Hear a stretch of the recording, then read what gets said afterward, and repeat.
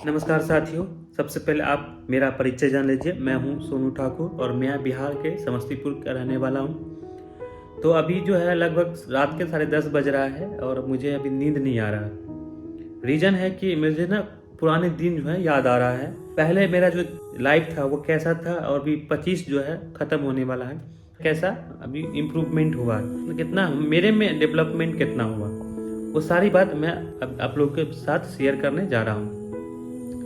तो मेरा जो एक्चुअल जो नॉर्मल आदमी जितने भी होते हैं बचपन में कोई लोग स्ट्रगल को समझते नहीं है। सेम स्थिति मेरे साथ था कि हम 8 क्लास तक स्ट्रगल क्या होता है, रिस्पॉन्सिबिलिटी क्या होती है, मुझे कुछ नहीं पता।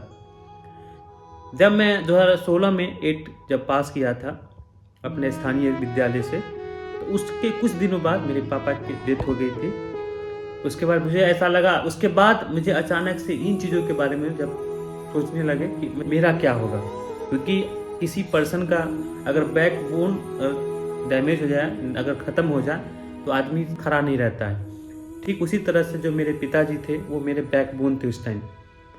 तो उस समय मैं लग रहा था कि नहीं, आप मेरा जो है करियर फ्यूचर जो है अब नहीं, मैं आगे बढ़ ही नहीं सकता क्योंकि मेरा फ्यूचर बर्बाद हो गया। तो एक दिन हम ऐसे ही आए और क्योंकि हमको उस समय टीसी लेके एडमिशन कराना था, तो हम बैठे हुए थे कि हमको एडमिशन लेना है। तो मम्मी बोली क्या हुआ, तुम गया नहीं एडमिशन कराने? तो बोले, उनको बताया कि मेरा एडमिशन तो हो रहा है लेकिन पैसा लग रहा है। उस समय 500 रुपया लग रहा था, तो पैसा कम पड़ रहा है, इसलिए घुरा दिया, बोला लेके आओ पैसा पूरा। तो उन समय मेरी मम्मी के पास भी पैसा नहीं था। मम्मी किसी से ले करके एक जो एक्स्ट्रा बचा हुआ था पैसा वो ली, फिर दिए, बोले जाओ एडमिशन करा लो। फिर गए हम एडमिशन करवाए।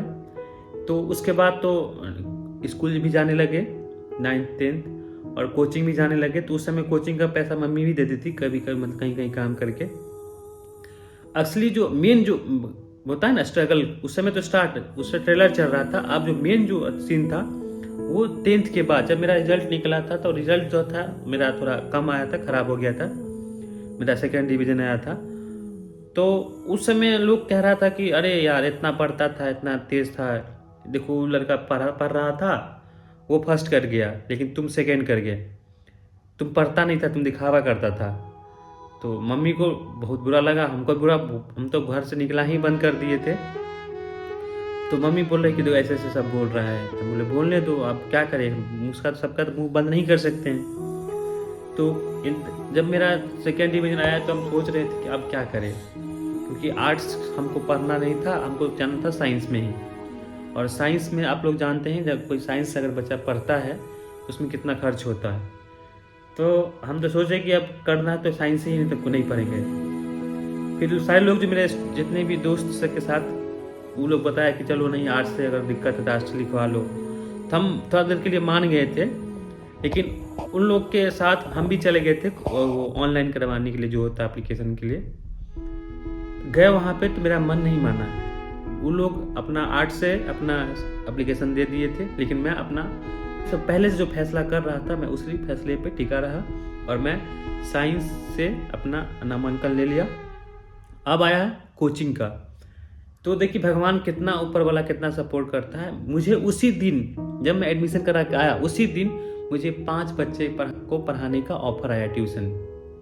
और उस समय चार्ज लगता था शायद 200 रुपया पर स्टूडेंट था, तो 1000 रुपया मेरा हो गया ट्यूशन का। कोचिंग में लगता था 800 रुपया के आसपास, तो मेरा कोचिंग का खर्चा निकल गया। तो अब मम्मी को बोल दिए कि मम्मी ऐसे ऐसे बात है, हम साइंस से ले लिए हैं और उस शाम में आए थे ना, तो बोल दिए थे कि वो पढ़ाने के लिए थे, अब यहाँ से खर्चा निकल जाएगा, तुमको नहीं देना पड़ेगा। ऐसे करते करते ना 1 महीना हुआ, 2 महीना हुआ, तो मेरा ट्यूशन में जो बच्चा था ना वो बढ़ते चला जा रहा था। मतलब ऐसा हो गया था कि एक बैच में 20 बच्चा हो गया था। तब उस एक हम क्योंकि हम उतना टाइम नहीं दे पाते थे, क्योंकि 1-1.5 घंटा ही हम दे पाते थे, तो हमने क्या किए, बच्चे का जो बैच है वो 4 पार्ट में डिवाइड कर दिए। मतलब एक बैच में 5 या 6 स्टूडेंट रहता था, अब सबको डिवाइड कर दिए। और अर्निंग भी थोड़ा बढ़ गया था ज़्यादा। तो ऐसे करते करते मेरा 11th भी हो गया, 12th भी हो गया। 12th मेरा रिजल्ट थोड़ा अच्छा आया और मेरे गांव में सबसे जो प्रथम स्थान मेरा आया था, तो उस पर तब जाके लगा कि नहीं, मेरा हम जो 2 साल मेहनत किए वो उसका सफल रहा, तो मिला, मुझे फल मिला। देन उसके बाद करियर गाइडेंस के लिए मेरे ही कोचिंग पे एक सर थे, उन्होंने बताया कि ऐसे ऐसे हमारे बिहार सरकार जो है स्टूडेंट क्रेडिट कार्ड योजना लॉन्च किए हुए हैं, तो चाहोगे तो तुम सबको लोन दे रहा है, तुम भी चाहोगे तो लोन ले सकते हो, अच्छे पढ़ाई कर सकते हो, आगे बढ़ सकते हो। तो पहले नंबर तो हम लोन के बारे में सोचे थे, कर्जा है तो क्या, बोले नहीं तुमको पढ़ाई के बाद तुमको चुकाना पड़ेगा, तब तक जॉब मिल जाएगा। फिर क्या हुआ, ठीक है मान गए। उसके बाद जब मेरा रिजल्ट निकला तो बिना रिजल्ट के बाद ही हम उस 1-2 दिन बाद ही हम चले गए जो अच्छे इंस्टीट्यूट है वहाँ पे बात करने के लिए। तो वहाँ पे बीएससी नर्सिंग के लिए मैं गया था, लेकिन वहाँ पे जो उसका जो चार्ज था, एडमिशन चार्ज बहुत ज़्यादा था, तो मेरे पास पैसा ही नहीं था, कैसे करवाते। मेरे पास तो 3-4 हज़ार रुपया था, लेके मम्मी से ली थी। उसके बाद जो उसमें ना हम उसी 3-4 हज़ार में हम बीपीटी का कोर्स कर लिए। फिर बीपीटी कोर्स करने के बाद जब एडमिशन लिए तो बीच में बहुत सारा बुक्स का पैसा नहीं था, बार बार ड्रेस का, ये सब प्रॉब्लम। और उस बीच में हम लोग कभी कुछ खाने का मन भी करता था तो नहीं खाते थे, क्योंकि पैसा ही नहीं रहता था, कैसे खाते।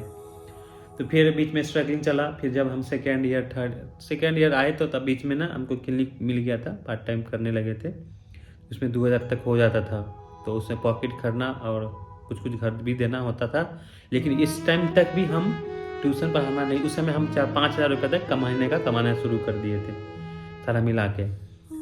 तो फिर जब हम ऐसे करते करते मेरा 3rd ईयर आ गया, तो जब हम पूरा एग्ज़ाम पास कर गए, पूरा सब कुछ हो गया, तो फिर लगा कि अरे दिसंबर जब आया तो लगा कि अब तो यह भी हो गया, अब जॉब नहीं मिला, अब क्या।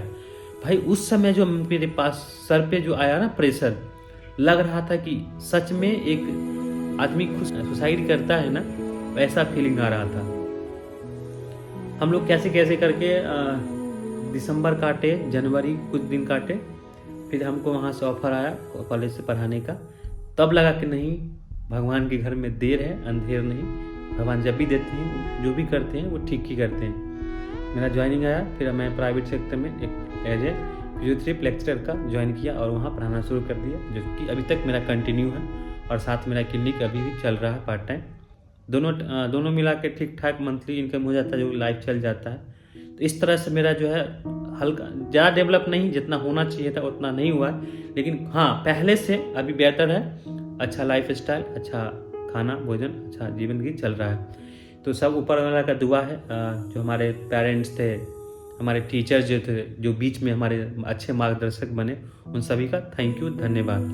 तो ये था मेरा साल का आखिरी वीडियो। Thank you.